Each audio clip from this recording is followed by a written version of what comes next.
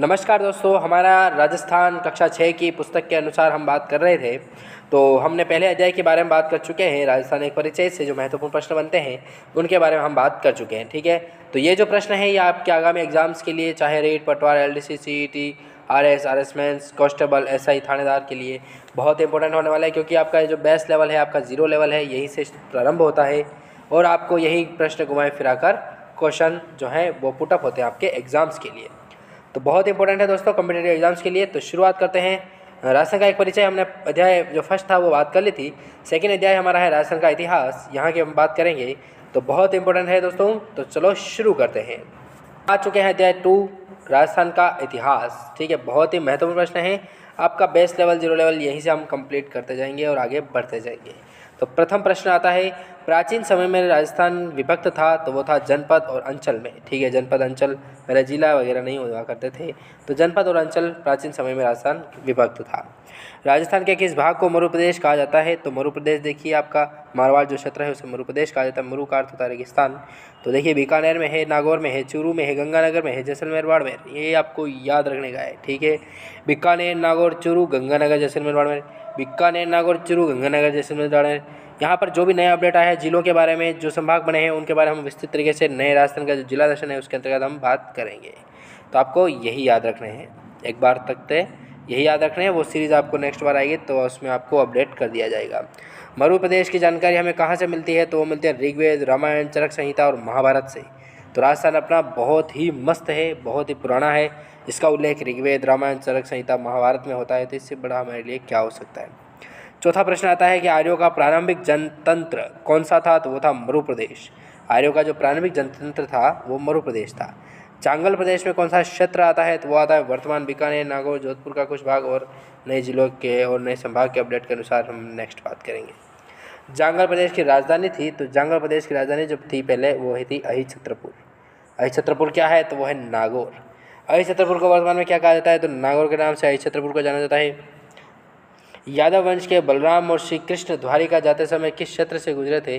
तो वो था जांगल प्रदेश। ठीक है, बहुत इंपॉर्टेंट है। प्रभु श्री राम के बाद जो प्रभु श्री कृष्ण हैं, बलराम हैं, वो द्वारिका जाते समय जांगल प्रदेश से होकर निकले थे। कौन से जनपद का उल्लेख ऋग्वेद में मिलता है? तो वो है मत्स्य जनपद जो है उसका उल्लेख ऋग्वेद में मिलता है। महाभारत काल में मत्स्य जनपद की राजधानी तो वो थी विराटनगर। मत्स्य जनपद वर्तमान किस क्षेत्र को आता है? तो अलवर जो है उन्हें मत्स्य प्रदेश कहा जाता है, इसलिए मत्स्य जनपद। मत्स्य जनपद का वर्णन किस यात्री ने किया था? तो वो चीनी यात्री जो युआनचांग नहीं, युआनचांग था, उसने जनपद का जो वर्णन किया है वो था चीनी यात्री। राजस्थान के भरतपुर, धौलपुर, करौली का भूभाग किस नाम से जाना जाता है? तो उसे शूरसेन के नाम से जाना जाता है।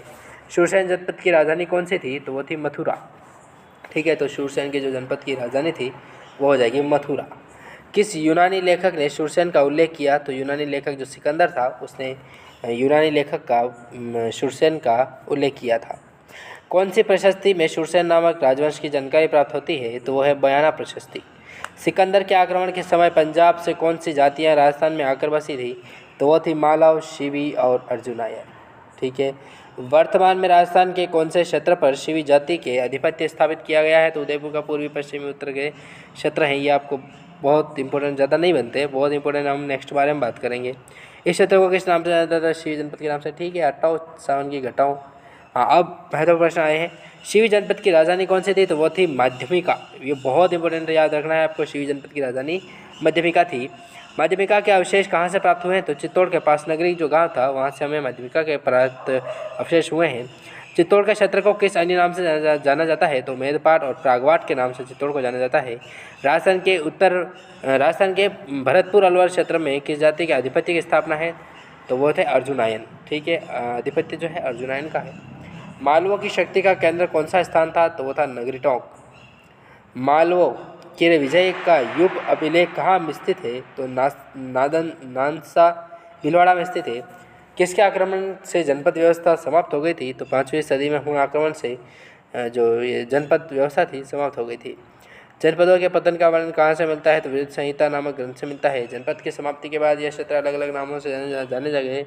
मेवाड़, वागड़, मारवाड़, हाड़ौती, ढूंढा, मेवाड़, ये सारी चीज़ें नॉर्मल है, आपको याद रखनी है। प्राचीन शिवी जनपद का क्षेत्र किस नाम से जाना जाता है? तो मेवाड़ 7 के नाम से जाना जाता है। मेवाड़ की कुल कितनी राजधानियाँ रही थी? तो 7 थी। एक थी नागदा, आहड़, कल्याणपुर, चित्तौड़, कुंभलगढ़, चावन, उदयपुर। ये आपको याद रखनी है। मेवाड़ की प्रमुख 7 राजधानियाँ थी, नागदा, आहड़, कल्याणपुर, चित्तौड़, कुंभलगढ़, चावन, उदयपुर। इस तरीके से आप याद रख सकते हैं। राजस्थान के कितने क्षेत्र वागड़ के नाम से जाने जाते हैं? तो 2 हैं, और नए अपडेट के अनुसार बहुत सारे हैं।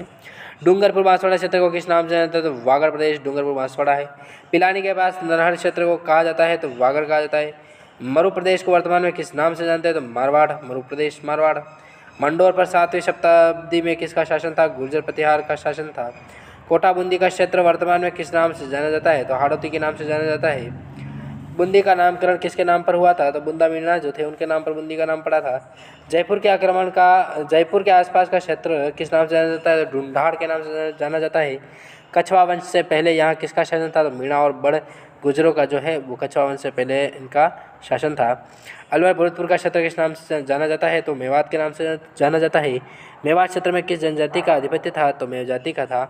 मेव जाति का प्रसिद्ध नायक हसन खां मेवाती है। हसन खां मेवाती किस युद्ध में राणा सांगा की ओर से लड़ रहा था? तो खानवा के युद्ध में लड़ रहा था। तो ये हमने महत्वपूर्ण प्रश्न बात की है। थोड़े कुछ प्रश्न और बचे हैं, उनके बारे में बात करते हैं। तो प्रतापगढ़ को किस नाम से जाना जाता है? तो कांठल के नाम से जाना जाता है। झालावाड़ क्षेत्र को किस नाम से जानते हैं? तो मालवा के नाम से जाना जाता है। शेखावटी क्षेत्र से किस क्षेत्र को जाना जाता है? सिक्कर चुरू झुंझुनू जो हैं उनको जाना जाता है।